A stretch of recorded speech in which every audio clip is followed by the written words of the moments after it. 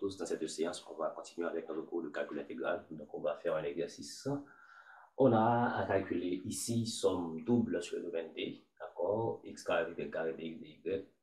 Mais le domaine D est défini pour tout couple x, y de R2 tel que y carré, y positif ou nul.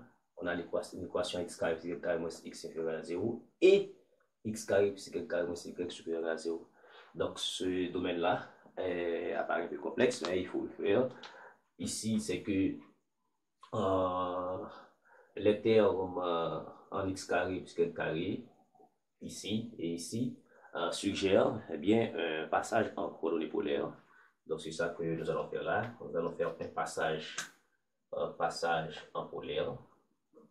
D'accord, passage en coordonnées. D'accord, en coordonnées polaires. Donc, quand on fait un passage en coordonnées polaires, il y a des informations qu'il faut connaître. C'est que x doit être r cos θ et y r sinus θ. Et nous avons le jacobien et en fonction du rθ, ici r. D'accord? En plus, il nous faut les variations du r. Et puis, il nous faut les variations du θ. Donc, en premier lieu, pour trouver les variations du R, il faut remplacer x et y dans les équations ou les équations du domaine. D'accord? Et bien ici, nous allons travailler avec ça pour trouver les variations du R. Et bien rapidement, dans 1, ici, dans ce système-là, on a x carré plus y carré moins x inférieur à 0. Signifie que R carré pour x, d'accord? R carré cos carré θ plus r carré sinus carré θ. Et puis ici, x est moins r cos θ inférieur à 0. Donc ici, r carré, donc je peux factoriser, ça fait r carré facteur de cos carré θ plus sinus carré θ et moins r cos θ inférieur à 0. Signifie ici, ici c'est 1, d'accord? Ici c'est 1, donc ça veut dire r carré, ok, r carré moins r cos θ inférieur à 0. Donc ici on peut avoir r facteur de r moins cos θ, d'accord, inférieur à 0. Donc du coup ici r moins cos θ, n'est-ce pas, inférieur à 0. D'accord? Donc ça veut dire ici r est plus petit que cos θ. Donc on a une variation de r ici, r est plus petit que cos θ. Donc on met une étoile ici, parce qu'on a une deuxième information du domaine, c'est qu'on a encore x carré plus y carré moins y supérieur à 0. On fait pareil, d'accord, on remplace. Donc ça veut dire ici, on prend ça. Deuxième information, c'est qu'on a ça. X carré plus y carré moins y plus grand ou égal à 0. Et r carré cos carré θ plus r carré sinus carré θ moins r sinus θ supérieur ou égal à 0. D'accord? Donc, pour pareille chose en factorisant, on va avoir r carré moins r sinus θ est supérieur ou égal à 0. Donc, du coup, on va avoir r facteur de r moins sin θ supérieur ou égal à 0. Donc, en fait, r moins sinus θ plus grand ou égal à 0. Donc, r plus grand que sinus θ ou égal à sinus θ. Donc, ici, on a deux informations. On a pour R, on a d'un côté R est inférieur à cos θ, et de l'autre côté R supérieur à sin θ. Ça veut dire on peut réunir cette équation-là. D'accord? R supérieur à sin θ signifie que sin θ est inférieur à R et R est inférieur à cos θ. Donc ça veut dire on a cos θ ici. Donc ça veut dire R est compris ici. R est compris entre sinus θ et cos θ. Ok? Voilà. Maintenant, pour les variations de θ, Pour trouver la variation de θ, il faut remplacer, il faut faire un graphe, d'accord? Il faut construire l'ensemble, d'accord? Pour trouver les variations de θ ici, d'accord? Pour savoir quelle empreinte, donc il faut, et je dirais, remplacer ces ensembles-là. Donc séparément et voir comment quel angle choisir. D'abord, ici, en x carré plus y carré moins x plus petit que égal à 0. Donc, normalement, si on prend la frontière ce serait x carré plus y carré moins x égale à 0. Donc, ici, cet ensemble fait que x carré moins x plus y carré. Donc, on va écrire ça sous forme canonique, n'est-ce pas? Pour voir, ça va me donner x moins 1 demi au carré plus y carré, ici, égale à 1 quart. D'accord? Donc, ici, c'est un cercle centré en 1 demi 0. Donc, ici, d'accord, c'est un cercle centré en, par exemple, j'appelle ça oméga 1, du centre 1 demi 0 et du rayon R1 égale à 1 demi. Ok, ensuite on a x carré plus y carré moins x inférieur à 0. Si on prend la frontière, on va avoir, alors ça c'est x carré plus y carré moins y supérieur ou égal à 0. Donc on peut prendre aussi la frontière. La frontière c'est que x carré plus y carré moins y égale à 0. Donc ça fait x carré plus y moins 1 demi, d'accord, au carré égale à 1 quart. Ok, égale à 1 quart. Donc ça fait 7 cercles. Ici c'est un cercle. C'est un cercle centré, d'accord, en oméga 2, par exemple, oméga 2 de centre 0, 1 demi et du rayon R2 égale à 1 demi. D'accord? Maintenant, avec ces deux informations-là, ces deux ensembles-là, ça va nous permettre de trouver les variations de θ. OK? Donc, ici, nous tentons de représenter ça à main levée. D'abord, je vais appeler ça 1. 1. Ok, moins 1, bon, j'ai pas besoin de ces choses-là, je crois. Donc ici, on a un demi, on a un centre 1 demi 0, donc ça se trouve sur la base des abscisses, d'accord? Donc ça c'est un demi, ok, un demi. Centre 1 demi, rayon 1 demi, donc nous avons un cercle ici, d'accord? Voilà. Ensuite, pour l'autre, nous avons un cercle de centre 0, 1 demi, de rayon 1 demi. Donc, ça se trouve sur l'axe des ordonnées. Donc, ici, on a 1 demi. Ok, on a 1 demi. Donc, c'est un cercle centré en 1 demi, de rayon 1 demi. D'accord. Ok, donc, à bien remarquer. Ok, ok, nous avons deux cercles. Ces deux cercles-là ont en commun cette partie-là. Ok, donc ces deux cercles-là sont symétriques par rapport, ces deux cercles-là, il y a une symétrie, d'accord, par rapport à la première bisectrice ici. Donc, vous remarquez, il y a une y égale à x ici chez l'équation de la première bisectrice. D'accord, nous représentons cet ensemble-là, d'accord, qui est un cercle de centre 1 demi 0, ici un cercle de centre 0, 1 demi. Ensuite, mais il ne faut pas oublier, on a ça. On a y est positif, ça veut dire si y est positif, ok, mais attention, y égale à x, on ne doit pas dépasser y égale à x ici. D'accord? Donc, y égale à x, ça veut dire on n'a pas besoin de cette partie-là. Et on ne doit pas non plus dépasser y égale à x ici. D'accord? Donc ici, on est dans cet ensemble-là, dans cette partie-là. Ok, on est dans cette partie-là. Ok, on est dans cette partie-là.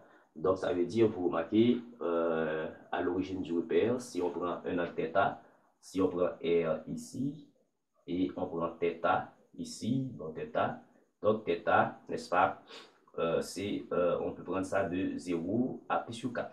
D'accord? Si pour tout le cadre, on a 0 à 2 pi, donc à partir de la première sectrice, ça partage le cadre en deux. Donc ce sera 0 à pi sur 4. Donc θ c'est 0 à pi sur 4.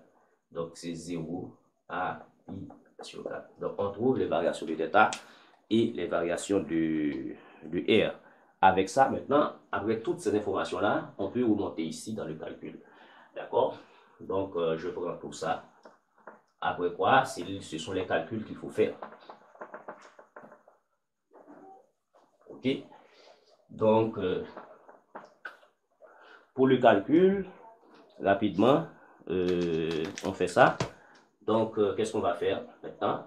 On a les variations. Ça veut dire qu'on a un nouveau domaine.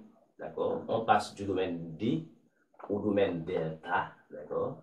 Dans le domaine delta, ça veut dire on va avoir Rθ, d'accord? Tel que, alors bien entendu, R carré, bien entendu, tel que R est compris. Alors on passe d'un domaine cartésien en XY, en un domaine polaire, en Rθ, donc sinus θ et cos θ. Vous voyez? Et puis θ, lui, est entre 0 et pi sur 4. Voilà le nouveau domaine. Donc, on passe de ça, d'accord? On passe de ce domaine cartésien à ce domaine polaire. Maintenant, on va remplacer, d'accord? On va remplacer ici, I, ça fait quoi? Somme double, R est quoi? C'est sinus θ et puis cos θ pour R. Ensuite, et pour θ, c'est 0 à pi et sur 4. X carré plus Y carré, ça fait R carré. Parce que en remplaçant X par R cos θ, Y par R sinus θ, on va factoriser par R carré et puis cos carré θ plus Y carré θ égale à 1. Donc ensuite, il nous faut le jacobien. Le jacobien, c'est R. D'accord? Ensuite, dr dθ. OK? Eh bien, vous remarquez pour R en fonction de θ, donc il faut calculer d'abord selon R. OK? Donc ça veut dire les R varient selon θ. Voilà. Et selon θ, donc il faut calculer R d'abord. OK? On ne peut pas calculer simultanément ici. OK? Donc ça fait I égale somme. Alors, I égale somme. Je prends de 0 à pi sur 4. 0 à pi sur 4. Et je calcule cette intégrale-là. R carré par R, ça fait R3. Ça va faire ici 1 quart. Ça va donner 1 quart. 1 quart R4 qui est pris entre sinus θ et cos θ. Sinus θ et cos θ. OK? Et puis, dθ. Il nous reste dθ. Donc, ça va faire ici 1 quart. OK? Cos 4 θ. Alors, 0 pi sur 4. Cos 4 θ moins sin 4 θ. Alors, quatrième θ, bien entendu.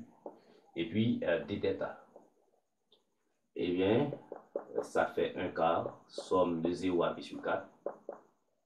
Ça fait cos 4 quatrième θ moins sin quatrième θ, ça fait cos carré θ moins sinus carré θ, facteur de cos carré θ plus sinus carré θ, et ceci dθ. Ici, ça c'est 1. Ici, ça c'est cos 2 θ. Donc ça veut dire, on va avoir I, 1 quart, somme de 0 à pi sur 4 cos 2 θ dθ. Ok? Donc, ça fait une primitive ici, ça fait 1 quart par 1 demi sin 2 θ pris entre 0 et pi sur 4. Ok? Ça fait 1 huitième. Sin 2 θ par pi sur 4. Alors, 2 pi sur 4, ça fait pi sur 2, ça fait 1 moins. Et sin 0, ça fait 0. Donc, i est égal à 1 huitième. Voilà la valeur de l'intégrale ici. Donc, en fait, vous voyez, quand vous avez une intégrale double, il faut regarder, il faut vérifier l'évidence d'un changement de variable quelconque. Donc, si on voudrait calculer directement, vous imaginerez combien de temps que vous prenez. Et je me demande, est-ce que vous allez aboutir avec ce calcul. Donc, pour cela, un passage en coordonnées polaires, c'est tout ce qu'il faut ici. Et pour faire un passage en polaire, deux informations sont importantes. Il faut avoir les variations de R et variations de θ. Pour trouver les variables du R, il faut remplacer x et y par leur valeur dans l'équation du domaine. Ensuite, pour trouver une variation de θ, il faut faire un graphique. Avec le graphique, ça va vous aider à trouver la variation de θ. Et quand on mesure θ, on mesure θ à partir de l'origine du repère et non à l'origine du cercle. Ok, ici nous avons somme double sur domaine D, d'accord, de cette expression, de cette fonction à intégrer. Maintenant, on sait que pour tout x, y de R2, x est positif, y est positif, et x carré plus y carré est égal à 1. Donc, les termes en carré ici suggèrent, je dirais mieux encore, un passage en polaire. Et pour un passage en polaire, il nous faut deux informations. Alors, jusqu'à 3, c'est que x doit être R cos θ, y R sinus θ, et le jacobien Rθ, c'est R. Ensuite, il nous faut les variations du R et il nous faut les variations de θ. Pour trouver les variations du R, il faut remplacer x et y par le valeur dans l'équation du domaine.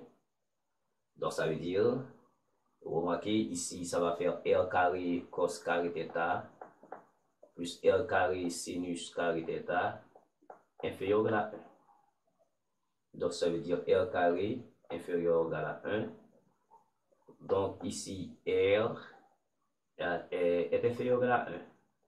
D'accord? R est inférieur ou égal à 1. Donc, assurément, on a R compris entre 0 et 1. Donc, R, ici, c'est que R compris entre 0 et 1. D'accord?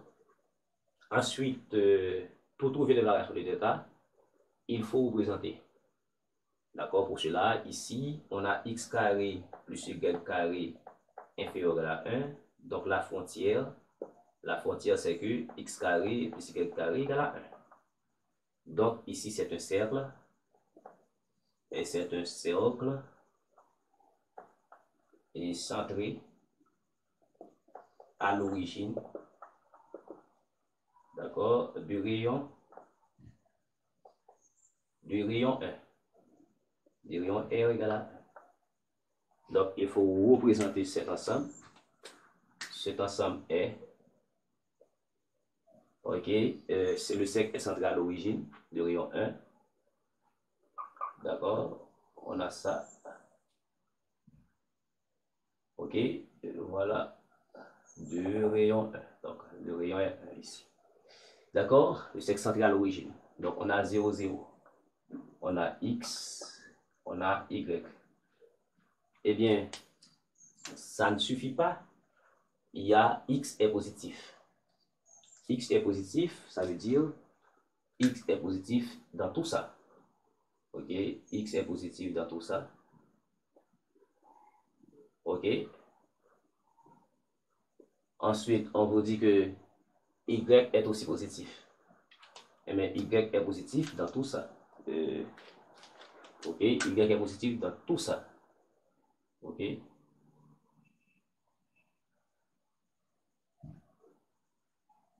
Ouais. Donc ici, on a sur deux fois. D'accord? En vert et en rouge. Donc ça veut dire ici, c'est là le domaine. Ok? Donc ça veut dire si on prend un R ici et puis θ, donc θ parcourt tout le premier cadran.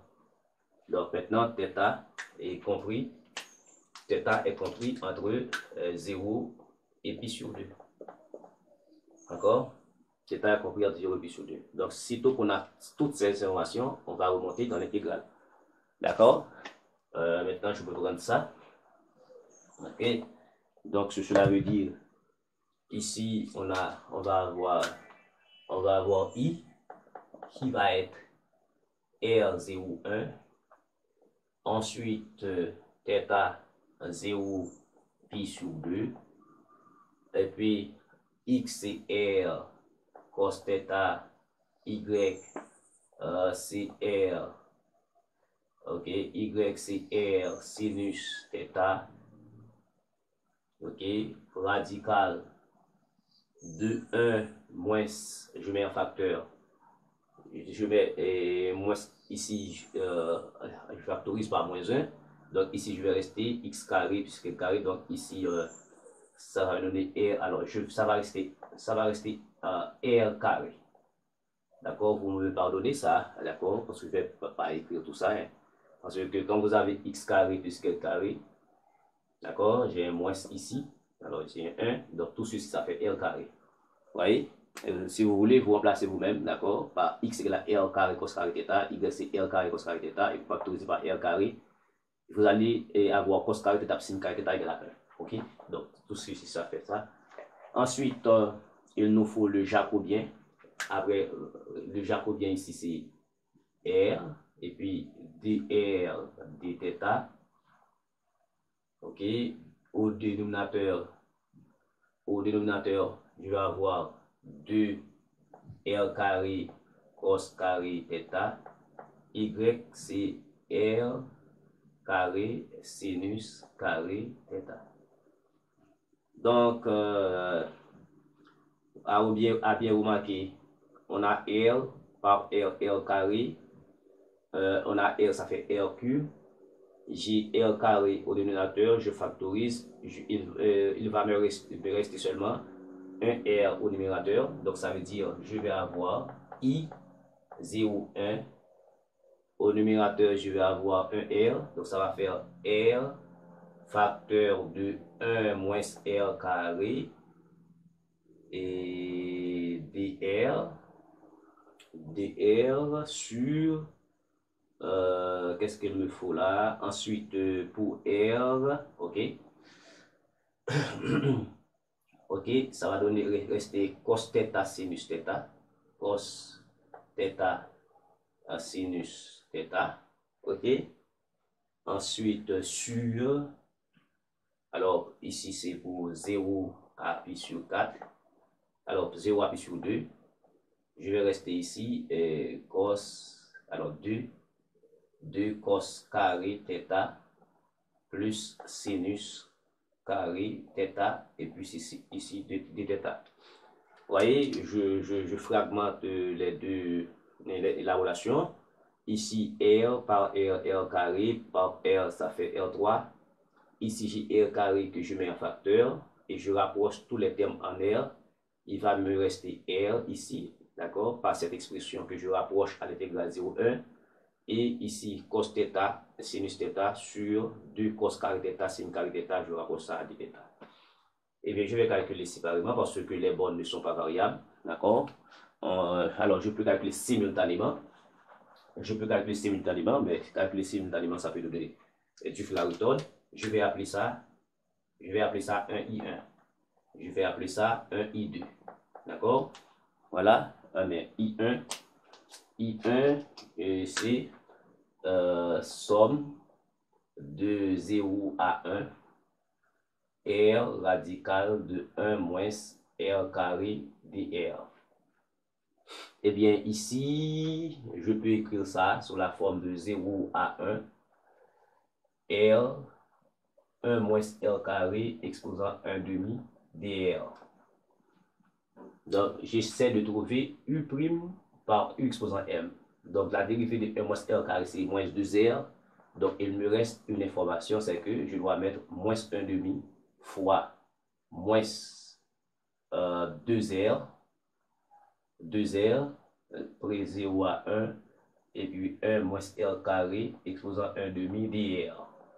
Donc, vous marquez ici, ça c'est U' par U exposant M.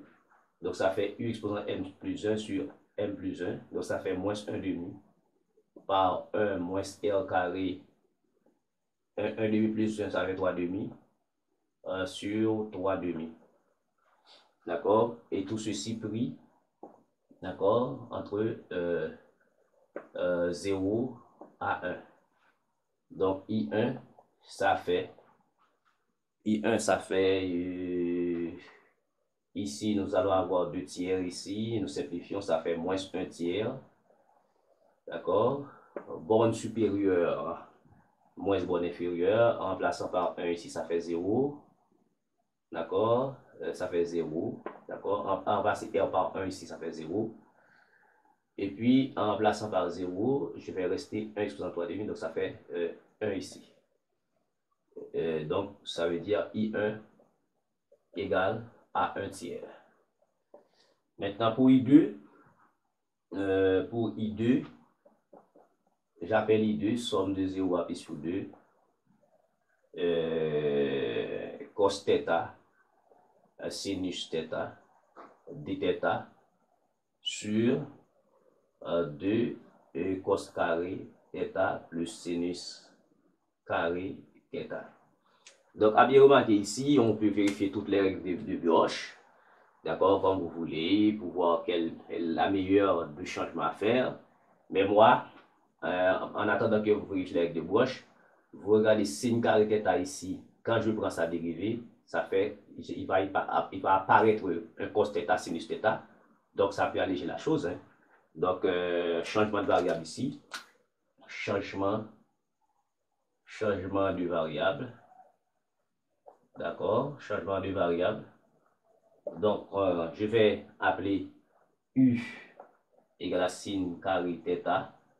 Cela veut dire que du, ce serait 2 cos θ sinus θ dθ.